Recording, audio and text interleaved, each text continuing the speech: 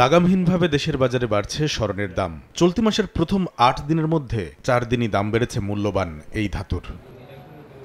গেল ৬ অক্টোবর থেকে ২৪ ঘন্টার ব্যবধানে স্বর্ণের দাম বাড়াচ্ছে বাংলাদেশ জুয়েলার্স সমিতি বাজুস। বুধবার রাতে ভরিতে ১ লাফে ৬,৯০৬ টাকা বাড়ানোর সিদ্ধান্ত জানায় স্বর্ণ ব্যবসায়ীদের শীর্ষ সংগঠনটি। এর আগে ৭ অক্টোবর ভরিতে ১,৪৬৯ টাকা, ৬ অক্টোবর ৩,১৫০ টাকা এবং ৪ অক্টোবর ভরিতে ২,১৯২ টাকা দাম বাড়ানো হয়েছে।